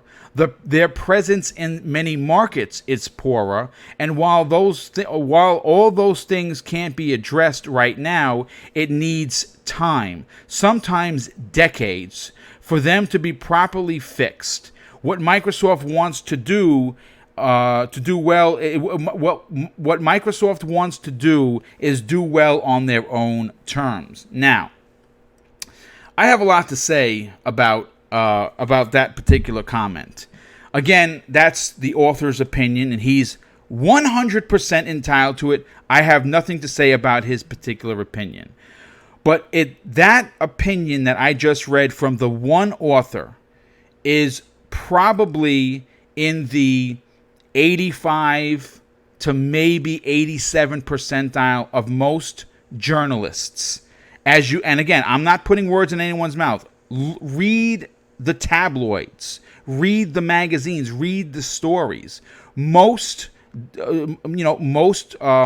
people that write about video games feel this way about the Xbox brand. Now, I'm not going to sit here and say that the Xbox brand didn't put themselves on their own pedestal with some of the failings. We know what they've done. We're not going to rehash that. We've gone over that dozens of times on this show. We know what they're doing right. But here is my plan. This is again, we talked earlier about how I think they need to approach Marvel with this Sony thing going on and grab the bull by the horns right now.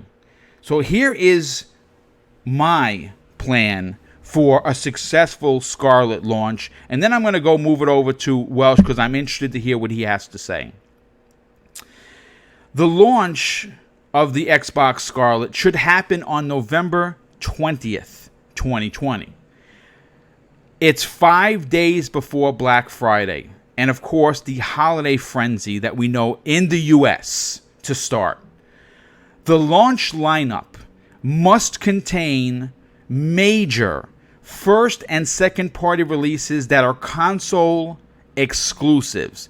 And I have to really say this again. This is a caveat. I can't stand having to say this. Meaning that the games that are being released are not coming or playable on the PlayStation 5 or Switch Pro, which is supposedly also going to be launching. And here is my launch lineup that I think needs to happen with the Xbox Scarlet for them to take a commanding lead at the beginning of this generation. Obviously, we know we're getting Halo Infinite. That's a no-brainer. That's going to move consoles. I have a good feeling, a good strong belief that 343 is going to completely knock it out of the park. Forza Motorsport 8, you got to have a driving game. They took this year off, right? There's no Forza coming out this year. We know that right now that they've been working on this particular game for years, and they got that extra year of development to work specifically on the Scarlet's specs. Killer Instinct 2 is more of a wish for me personally, simply because Killer Instinct 1 launched with the Xbox One when it did in 2013 and was very successful, right? Ninja Theory's new single-player title is something I believe is going to be ready for a 2020 release window. Now, when I say window, if you're new to gaming, that release window is usually 90 days after the console is released. So do I think we're going to get it day one? I don't know. Would I like it? Absolutely. Now, this is where it gets a little exciting for me. We need a first-party, major developed game that has been unannounced by anyone. A secret project that's been in development at Microsoft to launch with this console that they don't talk about until E3 2020. They need at least 2 second-party developed AA offerings that, of course, again, are exclusive, and they need 3 big indie exclusives that are only going to be on this platform moving forward, and those could come from the likes of Moon Studios, MDHR, The Behemoth, Hello Games, Playdead, or Twisted Pixel. That is I will end it with that. So this is how I'm going to end it. Content, and more content, led by games, and more games. Welsh, what are your thoughts on what I'm talking about? Right, firstly, before I get into the nitty-gritty, I have to do my due diligence, as I wouldn't say I'm a journalist by any stretch, but I suppose we're part of the cog that moves the, we have I think it is right that I do this, but I have to point out how little sense the dude meant in his article. He says, and I quote Boom, "I feel like Sony and PlayStation will perform better than Xbox regardless, much like what happened with the Xbox 360 being the best Xbox console and the PS3 the poorest performing PlayStation console of the last generation, where the former still got outsold by the latter in the end," end quote. Now, is it just me, does nobody see the hole in this logic? And if so, if by chance you have, I'm going to explain, just in case you haven't spotted it. When he says PlayStation outsold Xbox in the end, he is implying the PlayStation 4 and how it outsold Xbox despite the success of the Xbox 360, which is completely true, by the way, Boom. Nobody in this world with a pulse can argue that fact. It is very true. The PlayStation came into this gen as the underdog, as the system from the PS3 was dubbed there, as he put it, the poorest performing system and they came out swinging, and now it is literally 100 million units sold. So I just needed to point that out. In a nutshell, he is saying that PS3 was inferior, but now PS4 is reigning supreme, and that is why, by his logic, PS5 will remain on top next generation, no questions asked. Now, I'm not going to say he's wrong here, Boom, as we don't know what will happen in the future, but his logic is flawed, because if history was to repeat itself as it did before, PS3 wasn't as successful as the 360, and everyone expected Xbox to continue being the more successful system. But this generation, PS4 proved the underdog and came out on top, outsold Xbox 2-1. Then in theory, which puts an even bigger hole in his logic, Xbox, as the underdog, could now do the same. But he failed to mention that in his argument when he referenced the PS3 versus 360 era and how little effect it actually had on the success of the systems this generation. But instead, he tried to twist it into a pro PS5 for the win narrative. I can't imagine I'm the only one who spotted this hole in this dude's logic here, but I had to highlight it for people to see, as it just makes the guy sound a little silly and kind of takes a little bit of the weight away from his argument, I'd say, just to be polite. So before I dive into my thoughts on the Xbox launch strategy, specifically yours, Boom, can I ask if you agree with what I'm pointing out in this guy's article? Dude, what you're saying is I couldn't have put it any better myself, personally. No, I'm glad to hear it because I do value your opinion. And if you'd said, "Oh, you kind of sound like a stupid," No, bastard. not at all. Because again, he's making a lot. He's making a ton of assumptions in this statement that things cannot change, and obviously history has a real knack of changing. We've seen that on many things, many important world things outside of the silliness of gaming. By the way, No, exactly. And someone in the chat clearly gets it. Dadon, sorry if I butchered that, but he said the point that he was making is that PlayStation's worst gen was last gen, and they still came back this gen, and that's exactly my point. But the way he tried to twist it was that PlayStation this gen have succeeded, so they're going to succeed next gen. Xbox hasn't got a chance, but I couldn't help but point out the flawed argument there, because what is to say nobody can predict that Xbox won't come out on top next gen. But I'm glad I got your opinion on it, Boom, because I got to be honest, the moment I read that quote, him saying that PlayStation will succeed, no questions asked, because of this, and this, his argument just crumbled under him, I reckon. Saltiest Gaming in the chat, what's going on? God, long time no speak.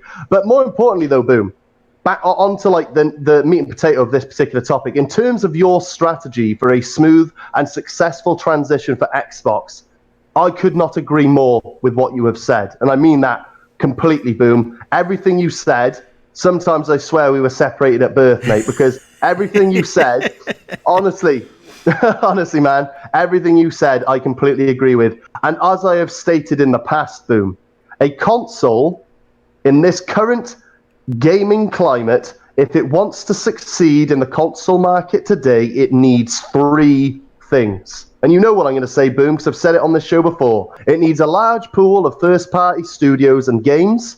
So games, talent, as you put it. Right. And in this particular case, it needs a very strong lineup for the next generation console's launch. At number 2, a powerful and capable system. More options, the better, whether that be more SKUs, or if we delve into the xCloud side of life, the more options to play wherever you are. But that is a must. And at number 3, and this is the kicker, great marketing and messaging to the consumers. Those are the three things you need. Now, Xbox and PlayStation have all three of those things now. I'll agree wholeheartedly, Xbox did not always have all three of those things, but now they do. Now they do. They have all three of those things. And when I look at your list of games, Boom, that you would launch with the system, if that was to happen, like for like, Xbox has a great chance to hit the ground running with not only a strong launch lineup, but potentially some of the most adventurous and innovative titles in Xbox history. And that's obviously speculating what Playground and the Initiative have in store, as well as the already known games, as you mentioned, like Halo Infinite as launch titles. What the hell's going on in the Initiative? Mm-hmm. There you go. So to end my point, Boom, with the logic missing from this dude's article, as I highlighted, and jumping on the back of your outstanding launch strategy, I think Xbox as a whole now, as a whole ecosystem to be more specific, being the console, the cloud, the services, and the Play Anywhere variables included, Xbox has just about every possible chance to succeed next generation. Now, I'm not saying that they will win, lose, or draw, and frankly, I do not care on a personal level. I'm specifically saying succeed as a platform, as Xbox is in its own lane and isn't really concerning itself with what the other platforms are doing, so why should we? Success and winning are two different things. Xbox is succeeding now, despite popular belief. Doesn't mean that they're obviously not winning the console unit sale war, but they are successful nonetheless. This last year with all the acquisitions has proved such a thing. So that's all I have to say, man. Xbox isn't concerning themselves. They know what they have to do. They have every chance with their arsenal in front of them to succeed. And your launch lineup, like with that in mind, yes, I think this guy's article holds little weight. And in theory, if Xbox execute every angle with precision, they've got a very good chance to pack a punch next generation. Let's just put it simply, Boom. Yeah, no, absolutely, dude. I agree. I think they're going to come out swinging, man. Listen, whether you like Phil Spencer for his good guy tactics or not, let me tell you something. For me personally, as a human being, I adore Phil Spencer. I don't know the guy. I don't know. Behind closed doors, he could be the devil. But I can tell you that his good guy mantra, a lot of people don't like. I like to consider myself, I have a very similar good guy mantra. Now, if the good guy shtick makes you sick, well, I mean, listen, there are plenty of other Xbox shows that have guys that talk negative about the brand, and you can go listen to them, and that's cool. I'm okay with that. But we know what you're going to get on this show. You're going to get a good guy or pair of good guys that love the brand, will scorn the brand when it's necessary, but we'll raise the brand when we think they're doing the right thing. And speaking of doing the right thing, the next topic, I'm segueing, sliding in. If you already had enough gears, which I don't think any of us can actually say we've had enough gears, it has been confirmed by Rod Ferguson himself that the long-awaited release of, and for someone like myself who was devastated that we may not get it on the console, which of course made no sense whatsoever, we have confirmation that Gears Tactics is in fact coming to the Xbox One platform. Now, I'm going to say this. One of the things that make the Xbox Microsoft executives much different than, let's say, Nintendo and Sony is the way that they respond to fans on social media. And they're not shy about doing it. Obviously, Phil responds to people. Mike Ybarra responds to people. Aaron Greenberg responds to people. Well, I saw the story. Actually, I saw the tweet. And I was like, you know what? Let me make a story about this because, quite frankly, Rod Ferguson is going to be at the tip of everyone's tongue because Gears 5 comes out in a couple of weeks. And the game is getting a lot of buzz for a lot of good reasons. Well, Twitter member Jasm73 asked Rod Ferguson this question. Speaking about tactics, who's the team behind it? Is it at Coalition Gears, or is it a different studio? And the second question, will we ever get the game on Xbox? Rod Ferguson replies immediately and says, yes, it's a great team at Splash Damage, and yes, it's coming to consoles. Now, I'm going to say this. Gears Tactics, for me, is a title that my brother, Neo Mental, that everyone knows him from Twitter, and I have been really looking forward to. In fact, we were pissed that when we thought it was only going to release on the PC. And though Rod stopped from saying a proper release date because, there's no reason to do it. Right now they're pushing Gears 5. We're not talking about Gears Tactics. I'm okay waiting because Gears 5 is coming out. And I don't necessarily need Gears Tactics right now. Maybe towards the end of the year, maybe early 2020. I don't know, but Gears 5 is going to keep us all busy. What are your thoughts on the fact that he reached out to this fan, gave a definitive answer? It was short. It was a short and sweet answer. But it was the definitive answer, and he responded rather quickly. Doesn't that say something about the executives at Microsoft? Mate, absolutely. You literally just took that last sentence. You took the words out of my mouth. This is just such good etiquette.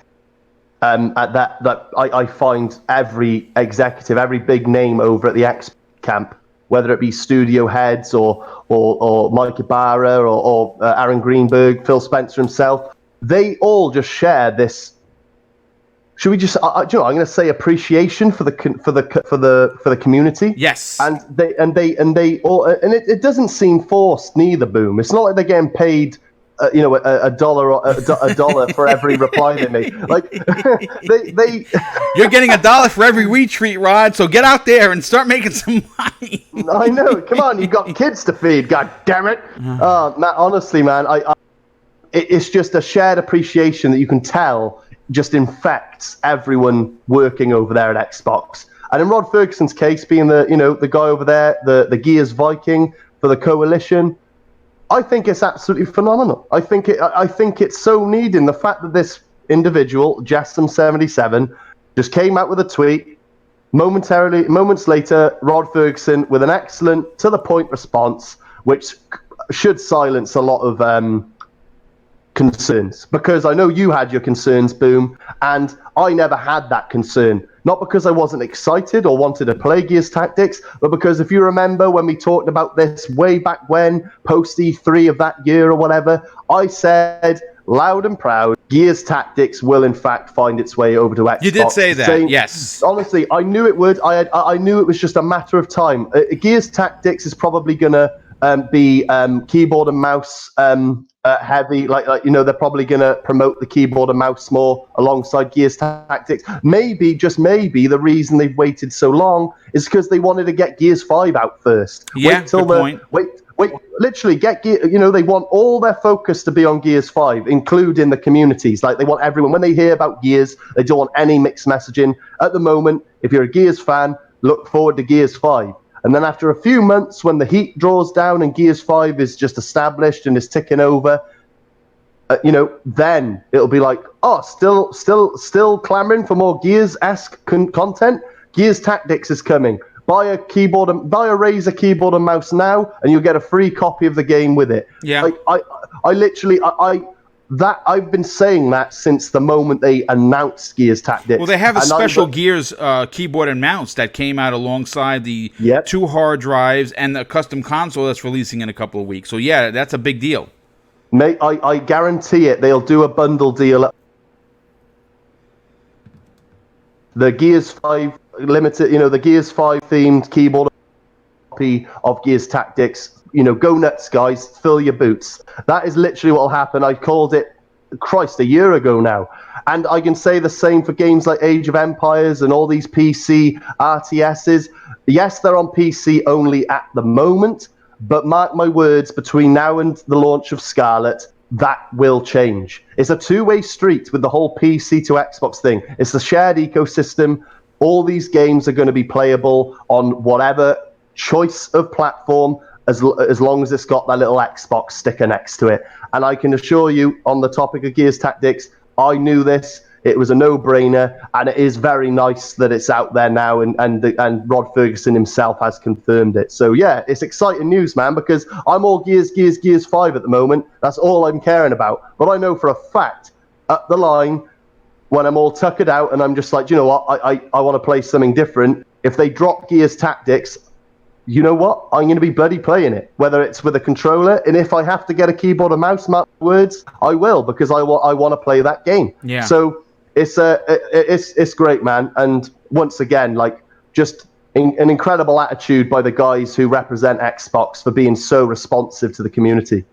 Yeah, and that's definitely a big deal. Real quick, Pixel Bit G with the outstanding and very generous $5 super chat. He says, we absolutely need a new KI with visuals that rival Mortal Kombat 11 and the same massive roster. We need that bad. Yes, I mean, I am... My God, I'm so jazzing for a new Killer Instinct, a proper Killer Instinct 2. But you know what? Real quick, as we close out the show, because there's 5 minutes left to making this a full 2-hour Xbox Factor podcast that has been fire. I mean, got to be honest with you, folks. I've really, really enjoyed today's show. It was packed with content, lots of emotions, lots of people in the chat. I have to shout out Salty from the Saltiest Gaming. First of all, 2 things. One, if you didn't know, he surpassed 5,000 subs, and that is massively amazing. He's been doing YouTube a little bit longer than I have, and his channel is amazing. If you're not subbed, head over there and do that. And secondly, he's played Gears Pop, and he said in the chat, don't at me, because it's actually really good. In fact, I've seen a lot of people in the chat saying that Gears Pop, which got laughed at, is actually pretty good. And then guess what? It's a mobile game that has on the title screen Xbox Game Studios. And that means that revenue from this little game that they're gonna be hitting this market that has millions and millions of players could potentially pay for a new studio or the development of a new one from the ground up. It's these kind of moves that have me excited for the Xbox brand. I hope everyone in the chat enjoyed. I hope everyone that's going to listen to this on the replay enjoyed today's show. Of course, I have to thank the chat for being as cool as always, or as cool as the other side of the pillow. We know who said that from ESPN. I also want to thank the absolute outstanding generosity from people in the super chat, and of course all of the new channel members. I cannot thank you enough. That is really awesome of you to get behind Double Barrel Gaming and support it. And of course, Welsh Gamer, I could not, and I say this all the time, nor would I want to do this show without you, because you are definitely 50% of what powers this show. Thank you so much for being here as always, and of course giving us the additional 30 minutes to make this a solid 2-hour show. Please tell everyone where they can follow you on Twitter, DM you if they want to talk privately, and even check out your YouTube channel. Thank you, Boom. Honestly, huge, man. Honestly, what I am absolutely taken aback by all the messages I've received. Even in the live chat, the amount of people who have atted me and said, Welsh, good to have you back. It's an incredible feeling. And I just read Van Duisen's comment then, and he said, truly an explosive show by Boom and Welsh. So, mate, how much better can you get, honestly? That was an incredible show. We hit every topic, as well as the very spontaneous Marvel topic at the beginning, which if you missed, be sure to check that out, because we went in deep on that. The only topic we missed, Boom, was our pick of the week for Game Pass. But yeah, you know what? We'll start that next week, and we'll start it next week. We'll do that. Absolutely. But considering how many topics we had, guys, what a pleasure. I'm so happy to be back. I needed that sabbatical. My mental health overwhelmed me. And on that note, at me on Twitter, at the Welsh Gamer 93, spread the awareness. Mental health matters. If any of you suffering with your own demons, please, I urge you to DM me. I'm happy to talk. You need to know you're not alone. There's always someone to talk to, and that is very important. So very much, please follow me on Twitter at the Welsh Gamer 93, and by all means DM. And as for my YouTube channel, I announced last week that for the foreseeable future, I'm not even concentrating on my channel. It's not dead. It's not like I'm going to delete it and it's never going to return. But as of right now, because I'm still healing and trying to, I do want to stick around in the YouTube streets, very much so, but I don't want to overwhelm myself again like I did before. So my 100% only concentration at the moment is the Xbox Factor podcast, and hopefully I might even guest on a few other shows. But we'll have to wait and see. Hopefully that'll happen. But guys, thank you very much once again. Great show, great topics. Boom, you close this you blow out this candle, dude. What a show. Well, thank you again. And of course, yes, we will see you back next week on the latest episode of the Xbox Factor podcast, where positively reigns supreme. Thanks again. Have a great weekend. Stay safe. And I want to close out what I do with almost every show. Treat people how you want to be treated. And also, it doesn't cost anything to be nice. Have a great day, everyone. Be safe. And of course, be kind. Take care.